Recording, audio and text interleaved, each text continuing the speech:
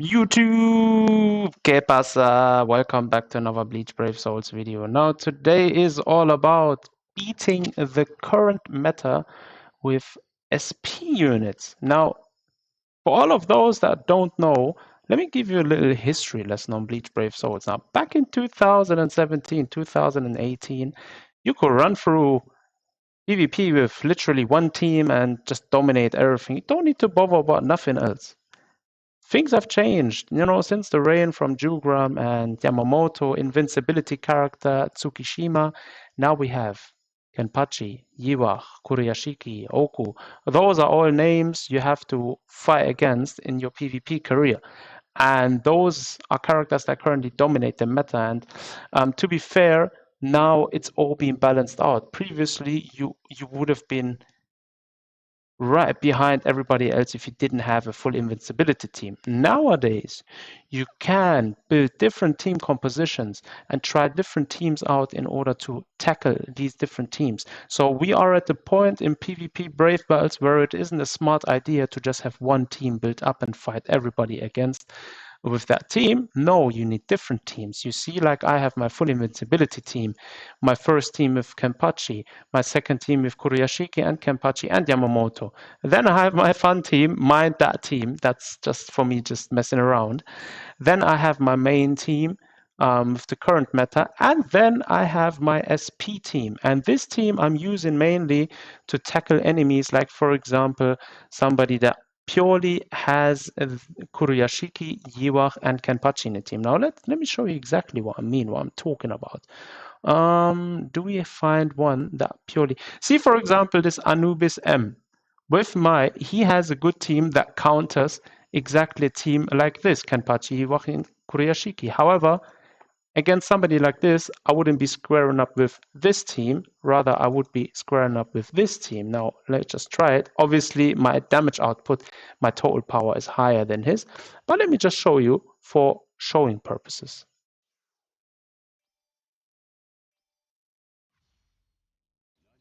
Right, and you see his SP metal beating characters are actually useless against this team. This is a full invincibility team, didn't take no damage at all, finished it in like 2-3 seconds, and that's basically it.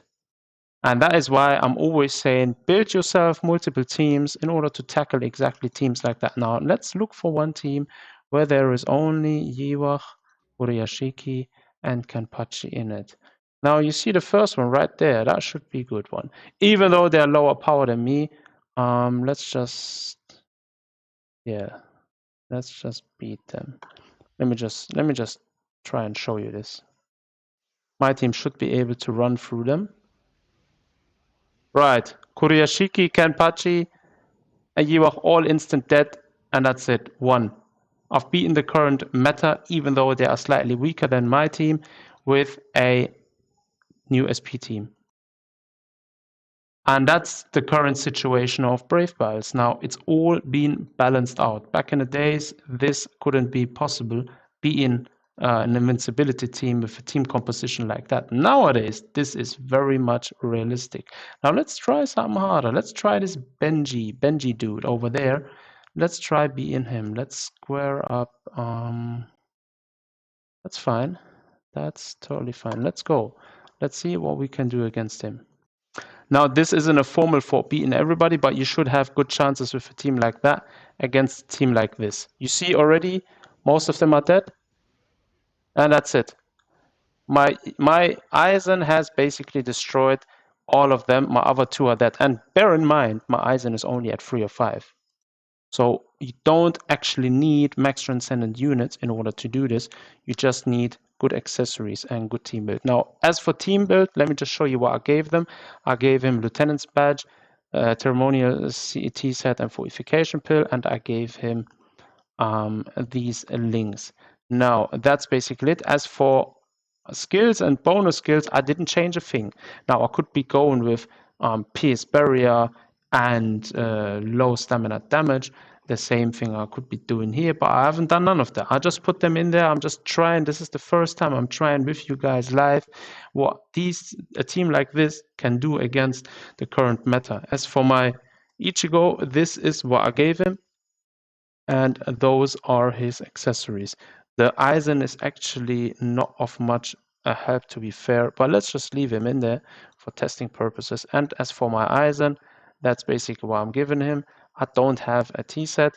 I gave him the Retsu, Toshiro, and Rukia. I could also be going here instead of this with a strong attack damage increase units. But I've just went with a build like this, just a basic build, just to show you guys how easy it is with a team like this be in the current meta. Now let's try beating this guy, replace 85. He has all of them T20, good accessories, stop barrier, or not damage reduction links, same here, good accessories. That's a team. All of them are 1 of 5, 2 of 5 Koreashiki, 1 of 5 Kenpachi. We should be able to clear this pretty easy, I hope at least.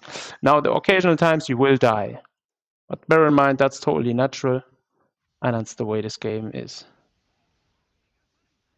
You see this? That could be, that was my loss. You see that?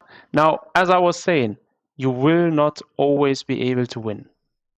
Due to the enemies probably be having something like start barrier, which is the main problem. I'm not bothered and I'm not ready to change around the skills for these free SP based units just in order to beat the current meta for PvP. That's not much worth for me because I'm just playing PvP for the medals and not really competitive. If I was competitive, I would be changing their skills around from each of them. Then I would be focusing more on their accessories and links specifically required to beat the current meta in PvP, and then I would go into these fights. But because I'm just using them on the occasional run, it's perfectly fine the way they are, and there is no need for further adjustments on that part. So yeah, that's the way I'm keeping it. For example, against this Bubu AG, that's how you say his name, I would be going with a team composition like that, just for showing purposes. They should be able to beat this guy. Yeah, that's them dead. And Kuriyashiki dead. And that's basically it. And that is exactly why I'm telling everybody, keep yourselves multiple teams. Build multiple teams in order to be flexible against which opponents you're going on against. Because if you're having the same team all the time, trust me, you're going to have a hard time. And for example, against this Sand KTM, I'm using a team like this again. I'm using my full invincibility team. Why? Let me show you. Right. So they should be able to beat them fairly easy. The only one that could be a problem is Kenpachi, but no, he isn't. So yeah, that's basically PvP in a nutshell. It's very balanced out now, but if you keep yourselves multiple teams, you don't have any troubles. Now, most of the times you will be probably winning if you try my method out and switching teams around, building yourself multiple teams, but there are instances where you won't be able to win, like the one shown just before, where I've lost due to my skills ain't right and my builds ain't right. See, for example, him, he has low stamina damage boost and pierce barrier. Then this guy, Kuriyashiki, is max transcendent start barrier, low stamina damage boost. Then he has pierce barrier dodge. Going against this team would be very stupid. Why? Because I probably won't be able to beat them with this team in the current state it is in. If I change around their skills and maybe even have max transcendence on 1 or 2 of them, I could be having a chance. Now we could go for showing purposes into this. Let's just go and see what this team actually can do against them. Right, there we are. Okay, unexpectedly, I was able to beat Kuriyashiki and Kenpachi, but the I was able to beat Iwak and Kenpachi, but the max transcendent Kuriyashiki took me out. And that was basically a loss for me then at the end, because I wasn't able to clear it beating him. But that's why I'm saying it's very important to focus on the right build. Like for example, against this guy Kelsey, he should be fairly easy beating with this team composition. I think this should be a very quick run. Yeah, it's a full T10 team. That should be an easy one. Yeah, that's very easy. Fairly easy. That's it. That was a fast one. Let's go. Now, in case you're asking yourself, I know there is always the hater. There will always be haters, and there will be somebody saying, now, why are you always choosing to fight against people below your total power level? Why are you not going against people with your same power level or higher? First of all, this is PvP. You want to be able to beat them, not trying hard to beat them. You want to have more points in order to climb up the ranks. Now, if I'm purposely choosing to fight against higher powered people, I'll most likely be losing.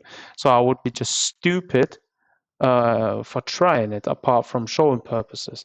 And that's not how you play PvP. And if you thinking, or if there's anybody thinking that that's how you play PvP, then I think you should be readjusting the way you think about brave battles in this game.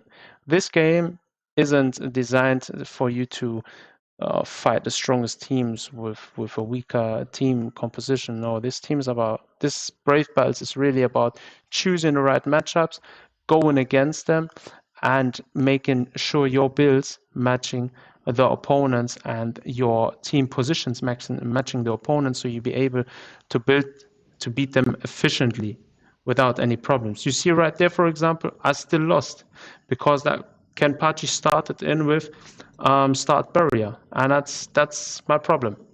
And I just did want to show how you're able to be with a team like this, the current meta. Now, out of 10 fights, we've done 7 with this, we've done 6 with this team, and from 6, they've won 4 matches and 2 lost. So that's a good ratio for a team that hasn't even been optimized for PvP. Now, just imagine this team is optimized for PvP in terms of skills you unlock with T15 and T20.